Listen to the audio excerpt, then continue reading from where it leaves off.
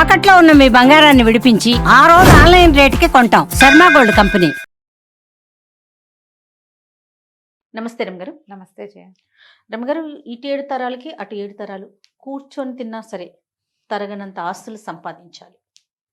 చాలా మందికి ఈ ఆలోచన ఉంటుంది, అవునా కదండి?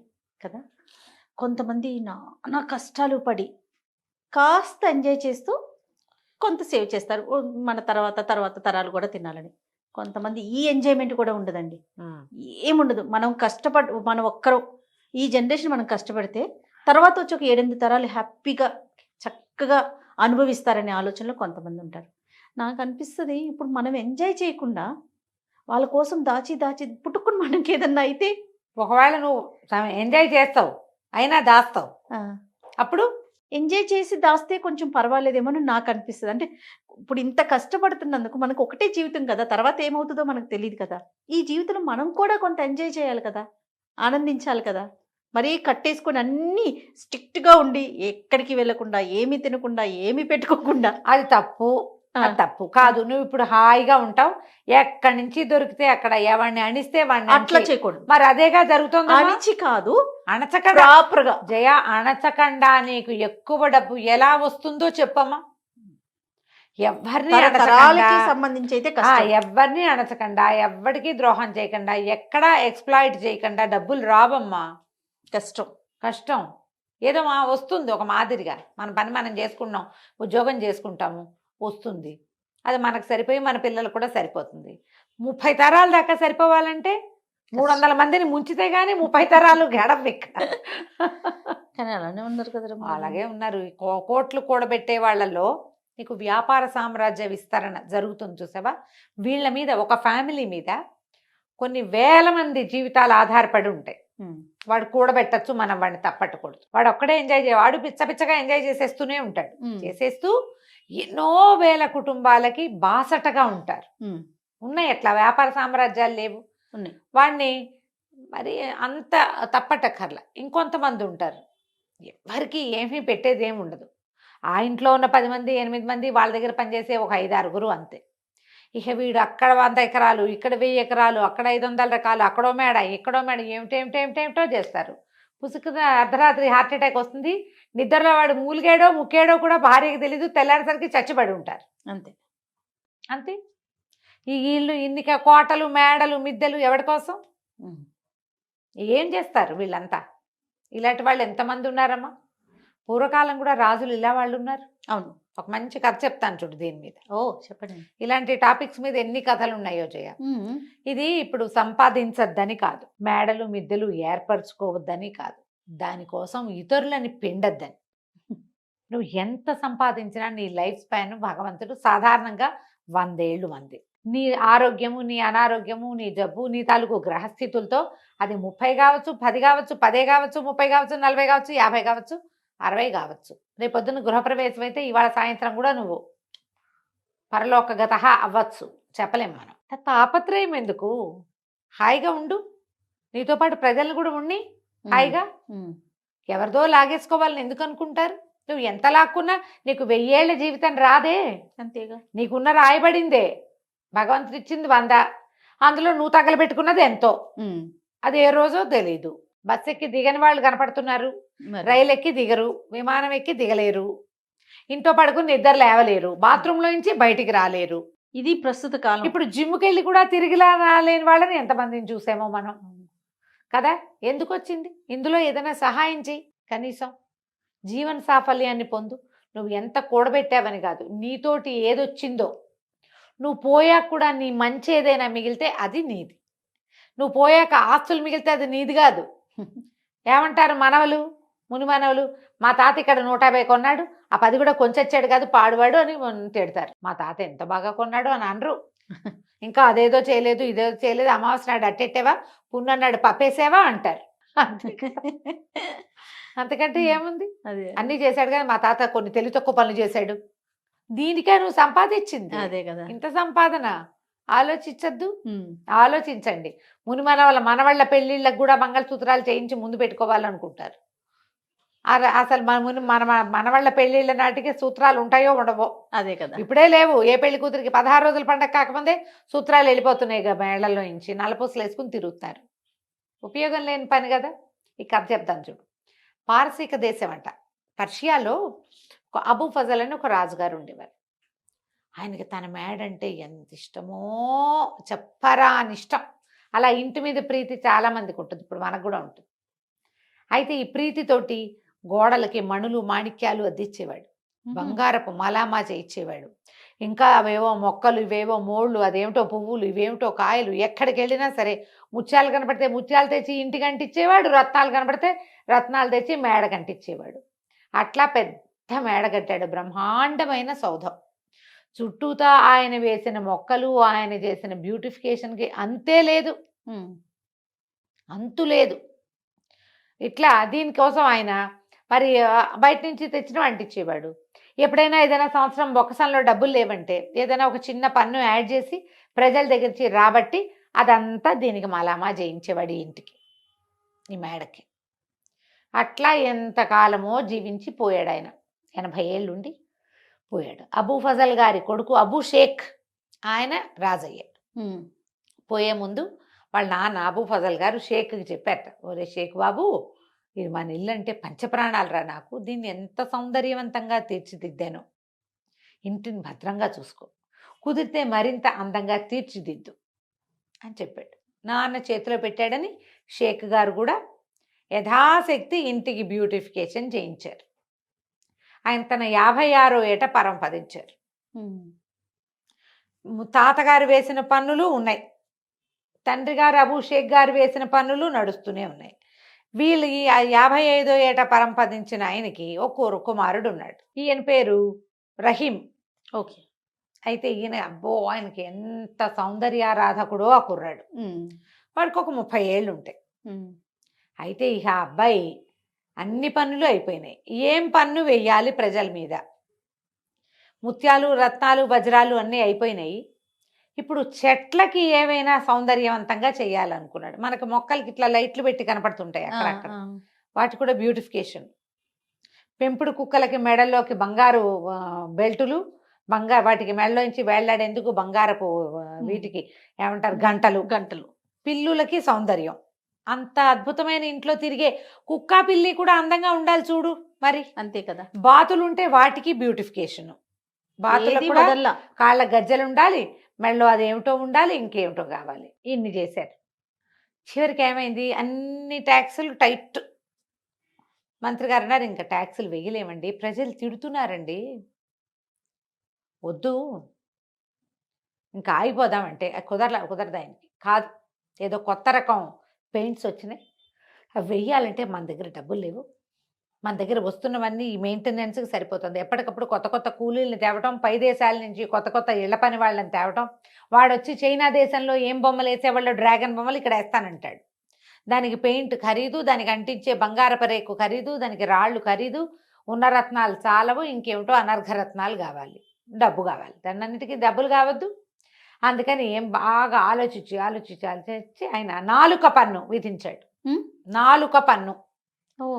ఎవరెంత మాట్లాడితే వాళ్ళకంత పన్ను. 4 వాడడం. తిండికి వాడుకోవచ్చు, మేము కాదనం, దానికి అసలు మాకు అభ్యంతరం లేదు. కానీ మీరు పబ్లిక్ లో మాట్లాడారంటే మీరు ఎంతసేపు మాట్లాడారో దానికి తగినట్టుగా. రమగారు మన ఇద్దరు ఉండుంటే ఆ కాలంలో తెగ నమ్మి ఇచ్చినా కూడా మన పన్ను తీరదు. అక్కడి నుంచి ఏం చేస్తారు ఊళ్ళో వాళ్ళు, నోళ్ళు మూసుకుని ఉండటం మొదలుపెట్టారు. అవసరానికి కొట్టుకెళ్ళి బాబు అది ఇవ్వు ఇది ఇవ్వు, దీని రేట్ అంతా అడగాల, వాడికో పావలా. కాసేపు ఏదో మా అమ్మాయికి ఒంట్లో బాగుండలేదని డాక్టర్ దగ్గర 10 నిమిషాలు చెప్పాడు, వాడికి 100 రూపాయలు. ఇక ఎన్ని చోట్ల పన్నులు, దానికోసం కొత్త అధికారులు, మరి వాళ్ళందరూ జీతం భత్యం ఇవ్వద్దు, వాటన్నిటికీ వీళ్ళ దగ్గర నుంచే రావాలి. నోరెత్తడానికి భయపడి చచ్చే పరిస్థితి వచ్చింది. అన్ని సైగులే, అన్ని చోట్ల కుదరదు చూడు. ఎట్లయితే పాపం పిల్లలకి అర్థం కాదు. బళ్ళో మాస్టర్లు పాఠం చెప్పాలంటే నోరు తెచ్చి చెప్పాల్సిందేనా? అక్కడికి చాలా పొదుపుగా పిల్లల్ని కేకలేకుండా ఉండేవాళ్ళు, అయినా కుదరలా. సరే ఏమైందట, ఇట్లా రోజులు గడుస్తున్నాయి. ప్రజలంతా కుక్కిన పేన్లల్లే ఉన్నారు, ఏం చేయాలో తెలియదు. ఆ ఊళ్ళోకి ఒక ఫకీర్ గారు వచ్చాడు. ఆయన రోడ్డు మీద తిరుగుతూ భగవంతుడి కోసం నాకు దానం చేయండి అని పిలుస్తున్నాడు. మా భవతి భిక్షాందేహి అంత పార్సీ భాషలో ఏదో అనాలి, అదేమిటో అంటున్నాడు ఆయన. ఒక 4-5 భగవంతునికి సంబంధించిన వాక్యాలు చెప్పి దానం చేయండి ఓహో అంటాడు. ఎవరు రారు, ఏమిటి ఊరు గొడ్డుపోయిందా? ఇదివరకు ఎప్పుడో 10 ఏళ్ల నాడు వచ్చినప్పుడు బ్రహ్మాండంగా భిక్ష పెట్టారే ప్రతి వాళ్ళు, ఎన్నో ఇళ్లలో, ఈ ఇళ్లలో తిన్నాను నేను. ఫకీర్లకు అన్నం బిడ్డ మారేశారేమిట్రా మీ మొహాలు మండా అని అరిచి కేకలు పెట్టాడు. ఓ ఇంట్లో ఒక ఆయన బయటకు వచ్చి ఇంట్లో నుంచి, బాబు అంతగా అరవకు, నువ్వు పన్ను కట్టాల్సి వస్తుందన్నాడు. అనేసరికి ఎందుకు పన్ను అంటే, మేమంతా 4 పన్ను కడుతున్నాం స్వామి, మేము ఎవరమేం మాట్లాడినా సరే ఇక తప్పదు, నీ అరుపులు భరించలేక వచ్చా. నేను మా ఇంట్లో, నువ్వు 10 ఏళ్ళ నాడు వచ్చినప్పుడు మా ఇంట్లో, నేను అప్పటికి కుర్రాన్ని, మా ఇంట్లోనే అన్నం తిన్నావు. అప్పుడు నాకేదో బోధ కూడా చేసావు. నేనేదో దేవతా వాక్యాలు నువ్వు చెప్పినవే చదువుకుంటున్నా ఇప్పటికి కూడా. ఆ ప్రేమతోటి వచ్చా. నువ్వు మాట్లాడేవా నీకు డబ్బులు పడతాయి, నీతో మాట్లాడేవా మాకు పడతాయి. ఇది మా పరిస్థితి. ఏం చేస్తున్నాడు రా మీ రాజు ఈ డబ్బంతా అన్నారు. ఆయన నువ్వు ఉండే హర్మ్యానికి పెడుతున్నాడు ఆయన. అక్కడి నుంచి ఏమైంది ఈయన అనుకున్నాడు, ఇది బాగుందని, సరే నాకు ఇప్పుడేం అన్నవద్దు, ఏమైనా జామకాయ ఏదైనా ఇవ్వమంటే ఆయన వాడు 2 ఫలాలు ఇచ్చాడు ఆ ఇంటి ఆయన. ఈ ఫకీర్ గారు 2 నోట్లో వేసుకుని సరాసరి రాజభవనానికి వెళ్ళాడు. రాజభవనం దాకా వెళ్ళేసరికల్లా మరి ఫకీర్లు స్వతంత్రులు కదా, గేట్లోంచి లోపలికి వెళ్ళబోయాడు. వాళ్ళు ఏదో అడ్డం పడ్డారు. ఇంకాస్త కళ్ళూరు బయట, ఏంటి ఫకీర్లకు ప్రవేశం లేదా ఇందులో అనగానే తప్పుకున్నారు. ఈయన లోపలికి వెళ్ళాడు. అదే తన ఇల్లే అన్నంత స్వతంత్రంగా లోపలంతా నడిచి తిరిగాడు. ఎక్కడో వంటశాల వాసనలు వస్తున్నాయి, అక్కడికి వెళ్ళాడు. వెళ్ళి అక్కడ పేట వేసుకుని కూర్చుని పెట్టు అంటే శుభ్రంగా అన్నం పెట్టారు. అయినమంతా అంత జోరుగా వచ్చి అడిగితే రాజుగారికి ప్రీతిపాత్రుడు అయి ఉంటాడు అనుకున్నారు వాళ్ళు. లోపల నుంచి మొదట గేటు దగ్గర ఆపారు, కానీ తర్వాత వాళ్ళు ఎవ్వరూ ఆయన ఆపల. జోరుగా వచ్చేసాడు లోపలికి. మనం తక్కుతూ తారుతూ వెళ్తే అవతల వాళ్ళు అనుమాన పడతారు. మా ఇల్లే అన్నట్టుగా వెళ్ళిపోతే ఎవరేమంటారు. చక్కగా వంటశాలలో పక్కన పేటేసి కూర్చుని శుభ్రంగా ఆ రోజు రాజుగారి కోసం వండిన వంట అది భోజనం చేశాడు. విస్తట్లో వడ్డిచ్చేసుకుని, వాళ్ళ భాషలో ఏదో అంటారు, తెలుగులో కాబట్టి నేను విస్తరని చెప్తున్నా. అక్కడి నుంచి అలా నడుచుకుంటూ వెళ్ళి రాజుగారి ప్రత్యేకమైన గది ఒకటి ఉంది, మహారాజు గారి గది. అదే మన ఏమంటారు చక్రవర్తి గది. మనం సూట్స్ ఉంటాయి కదా, ప్రెసిడెన్షియల్ సూట్స్, ఆ స్వీట్ రూమ్లోకి పోయాడు. పెద్ద మంచం, దాని మీద పట్టుపరుపు వేసింది. అది వెండి జరీతోటి నేసిన ఒక పెద్ద దుప్పటి పరిచింది. షాండ్లైర్స్ ఉన్నాయి, వింజామర్లు విసురుతున్నారు ఎవరో. పోయి మంచం మీద పడుకున్నాడు. ఈ లోపల ఏమైంది, రాజుగారు భోజనానికి వచ్చాడు. భోజనానికి వచ్చి ఆల్రెడీ అక్కడ ఎవరో తిన్నట్టు కనపడేసరికి ఎవరు వచ్చారు ఏంటని అడిగాడు. ఎవరో ఒక ఆయన ఫకీర్ వచ్చాడంటే, ఆయన వడ్డించమన్నాడు, వడ్డించేసామంటే ఎవర్రా అంటే, ఎవరు తీసుకొచ్చారంటే ఆయనే వచ్చాడు. ద్వారపాలకులను అడిగితే ఆయన అంతటా ఆయనే లోపలికి వచ్చేసాడు. లోపలికి వచ్చాడు, భోజనం చేశాడు. ఆయన ఎక్కడున్నాడంటే మీ సూట్లో పడుకున్నాడు. ఈయన చకచక అక్కడికి వెళ్ళాడు. వెళ్తే మంచం మీద హాయిగా కాళ్ళు బాగా చాపుకొని చేతులు ఇట్లా పైకి పెట్టుకుని, చంటి బిడ్డలు పడుకుంటారు కదా అట్లా 2 చేతులు పైకి కాళ్ళు ముందుకు పెట్టి పడుకుంటారు. అట్లా నిద్రపోతున్న ఫకీర్ని చూశాడు. దగ్గరికి వెళ్ళాడు.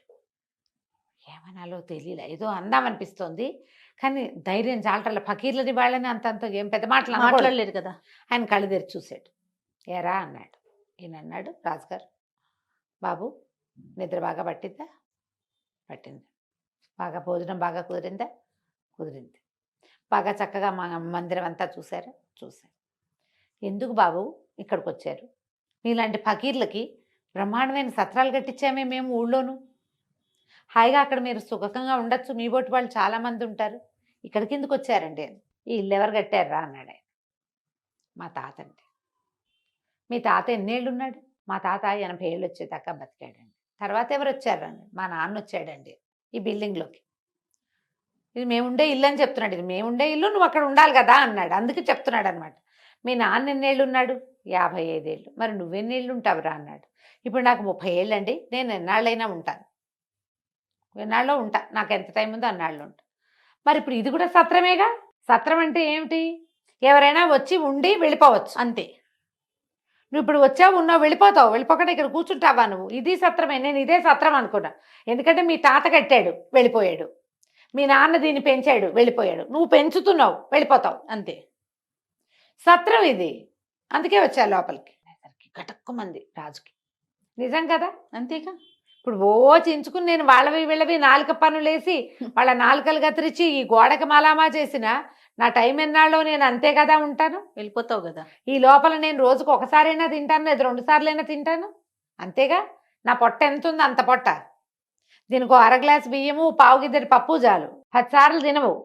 ఎవ్వడు 10 మాటలు తినేవాడు లేడు. 10 సార్లు నిద్రపోవు. రోజుకు 2 మాటలు భోజనం, 1 మాట నిద్ర అనే కదా. అంతే. రోజుకు ప్రతివాడికి ఉండేది 24 గంటలేగా. ఎందుకురా ఇంత తాపత్రయం? జనాల దగ్గర నుంచి అంతంత సొమ్ము వసూలు చేసి ఈ రకంగా ఈ ఇంటిని పెంచుతున్నావు. నువ్వు ఉండేది ఎన్నాళ్ళు? ఇది సత్రం. నీ తర్వాత ఇంకోటి వస్తాడు ఇక్కడికి.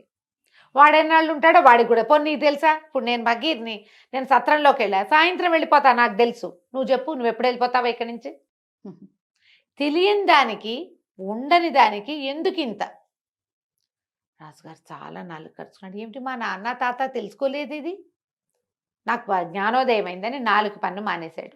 ఆ తర్వాత ఈ ఇల్లు బ్యూటిఫికేషన్ కోసం జనాల దగ్గర నుంచి వసూలు చేసే పన్నులన్నీ మాన్పించేశాడు. ఇంకేం చేయలే. ఇల్లు ఉన్నట్టుగా ఉంచుకున్నారు. పన్నులు తగ్గిపోయేసరికి ప్రజలు స్వచ్ఛందంగా రాజుగారి ఇంట్లో పనిచేయడానికి, రాజుగారి గోడలు తోడవడానికి వచ్చేవాళ్ళు. వాళ్ళని ఇంత బిగిచ్చేయకుండా ఉంటే ఫ్రీగా పనిచేస్తారు. వాళ్ళు నీతో మమేకంగా ఉంటారు. ఆ తర్వాత ఆ రాజ్యం పర్షియా దేశం చాలా సుభిక్షంగా ఉండేదట. రాజుగారు ఎందుకంటే ఈ డబ్బులన్నీ తన మేడకు పెట్టుకోకుండా ప్రజల దగ్గర చిన్న పన్ను వసూలు చేయటం, వాళ్ళ అవసరానికి వాళ్ళకి వాడడం. అందులో తన అవసరం కూడా ఒకటే తప్పిస్తే తనదే మెయిన్ అవసరం కాదు. ఈ సంపాదించుకునే వాళ్ళంతా అందరి దగ్గర నుంచి లాక్కునేవాళ్ళు, తన పరా భేదం లేకుండా ప్రతి వాళ్ళ నోళ్ళు కొట్టేవాళ్ళు.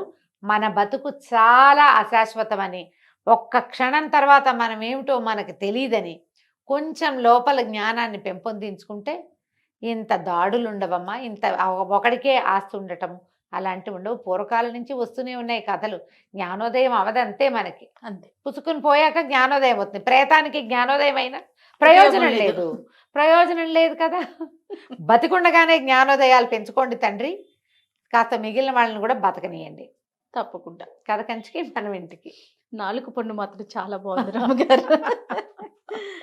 నమస్తే అండి. నమస్తే.